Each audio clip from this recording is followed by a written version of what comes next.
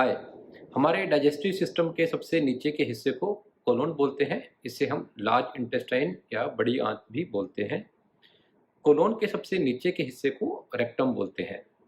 हमारी छोटी आंत या स्मॉल इंटेस्टाइन में फूड डाइजेस्ट होता है। इसके बाद जो बचा हुआ वेस्ट है वो बड़ी आंत में एंटर करता है। इससे स्टूल या फिकल मैटर बनता है जो कि एक्सक्रीट हो जाता है। कोलोन या रेक्टम कैंसर की एक कॉमन साइट है। इसे हम कंबाइंड तरीके से कोलोरेक्टल कैंसर भी बोलते हैं। मोस्टली ये कैंसर क्यूरेबल होते हैं और इनका ट्रीटमेंट संभव होता है। जब भी कोलोन कैंसर के पेशेंट हमारे पास आते हैं तो ये पूछते हैं कि उनको ये कैंसर क्यों हुआ और क्या ये कैंसर अवॉइडेबल है। कोलन कैंसर का कोई एक पर्टिकुलर कोज नहीं है जिसको अवॉइड करने से इस कैंसर को रोका जा सके। कोलोन कैंसर के बहुत सारे रिस्क फैक्टर होते हैं। सबसे पहले है एज। कोलोन कैंसर किसी भी उम्र में हो सकता है, परंतु जो जो उम्र बढ़ती है और ओल्ड एज में इसका कैंसर ज़्यादा होता है। यदि किसी को डायबिटीज़ है, ओबेसिटी या मोटापा है, या फिर लाइफस्टाइल सीडेंट्री है, ज़्यादा एक्टिविटी नहीं है, इन लोगों में कोलोन कैंसर की संभावना ज़्यादा होती है। यदि कोई व्यक्ति ड्रिंक करता है या स्मोकिंग करता है, इन लोगों को भी कोलोन कैंसर की संभावना ज़्यादा होती है। इंडियन डाइट जिसमें कि अनाज, फ्रूट, वेजिटेबल ज़्यादा होते हैं, उनमें कोलोन कैंसर की संभावना कम हो जाती है। वेस्टर्न डाइट जिसमें मीट ज़्यादा होता है, उसे कोलोन कैंसर की संभावना बढ़ती है। इसके अलावा इन्फ्लेमेटरी बाउल डिजीज जो दो तरह की होती है, क्रोन्स डिजीज और अल्सरेटिव कोलाइटिस, इससे भी कोलोन कैंसर की संभावना बढ़ती है। अल्सरेटिव कोलाइटिस में यदि पूरी बड़ी आंत में अल्सरेटिव कोलाइटिस है और ड्यूरेशन 20 साल से ज़्यादा है, ऐसे लोगों में कैंसर की संभावना 20% तक हो सकती है। यदि किसी की फैमिली में कोलोन कैंसर है तो बाकी मेंबर्स को भी कोलोन कैंसर की संभावना बढ़ जाती है। दो फैमिलियल सिंड्रोम, लिंच सिंड्रोम और फैमिलियल एडेनोमेटस पॉलिपोसिस, इसमें भी कोलोन कैंसर की संभावना बाकी फैमिली मेंबर्स में बहुत ज़्यादा हो जाती है और इन मेंबर्स में हम स्क्रीनिंग की सलाह देते हैं। और यदि किसी व्यक्ति को पास्ट में कोलोन कैंसर हो चुका है और वो ट्रीट हो चुका है, ऐसे पेशेंट को कोलोन कैंसर दोबारा होने की संभावना भी होती है।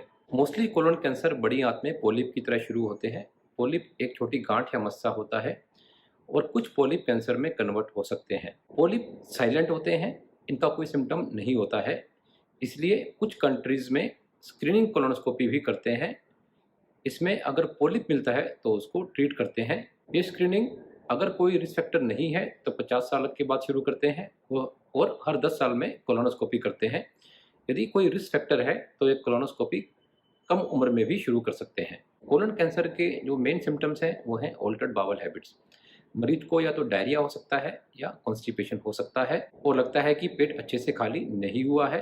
कुछ लोगों को पेट में दर्द हो सकता है, ये दर्द पेट के निचले हिस्से में होता है। इसके अलावा पेट में लगता है कि गैस फंस गई है। कुछ पेशेंट्स को स्टूल में ब्लड आ सकता है। इसके अलावा वेट कम हो सकता है, भूख कम लग सकती है और कुछ मरीजों को थकान हो सकती है।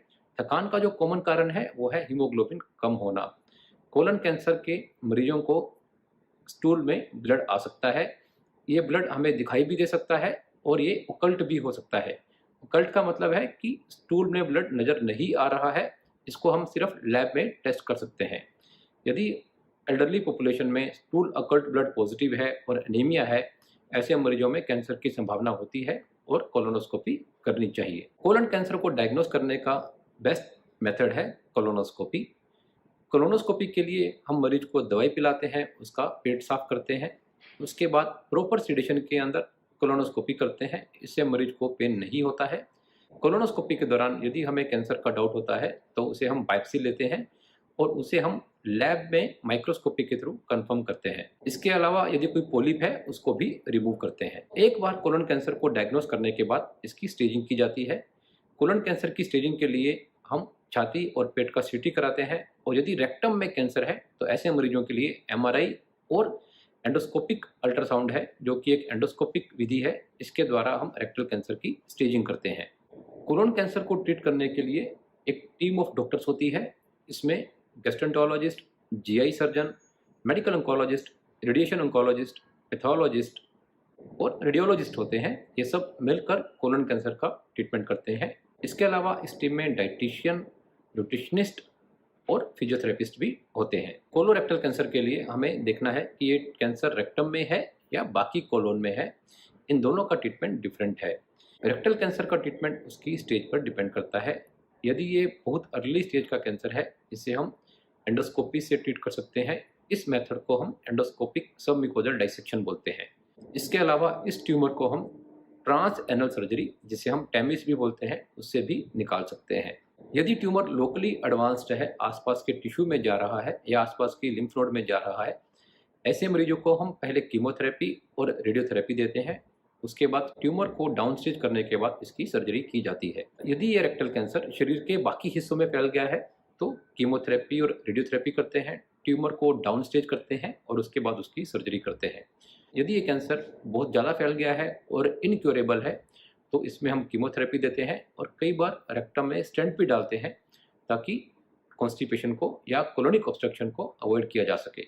रेक्टल कैंसर के पेशेंट्स को डर होता है कि उनको लाइफ लॉन्ग बैग तो नहीं लगाना पड़ेगा।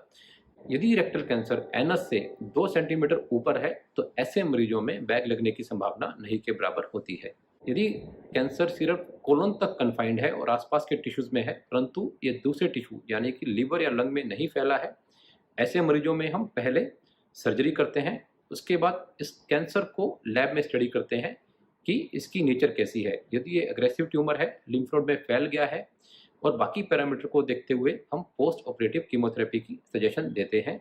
यदि कोलन कैंसर बाकी हिस्सों में फैला हुआ है और अगर लिमिटेड स्प्रेड है तो ऐसे मरीजों में पहले कीमोथेरेपी देते हैं, उसके बाद कोलन कैंसर को रिमूव करते हैं और साथ में शरीर के बाकी हिस्से जिनमें कि ट्यूमर फैला हुआ है उनको भी सर्जरी से ठीक कर सकते हैं। जैसे कि अगर लीवर में छोटी गांठ है उनको भी सर्जरी के दौरान निकाला जा सकता है। यदि कोलन कैंसर का स्प्रेड बहुत ज़्यादा है और कैंसर इनक्योरेबल है तो ऐसे मरीजों में कीमोथेरेपी की जाती है और साथ में ज़रूरत पड़ने पर कोलन में स्टेंट भी डाला जाता है। क्या हम कोलन कैंसर को रोक सकते हैं? यदि हम कुछ प्रिकॉशन लें तो कोलन कैंसर के रिस्क को कम किया जा सकता है। इसके लिए हमें हैवी अल्कोहल अवॉइड करनी चाहिए, स्मोकिंग को अवॉइड करना चाहिए, ब्लड शुगर कंट्रोल में होनी चाहिए, ओबेसिटी को अवॉइड करना चाहिए और डाइट में ज़्यादा फाइबर लेना चाहिए और हमें अपनी फिजिकल एक्टिविटी बढ़ानी चाहिए।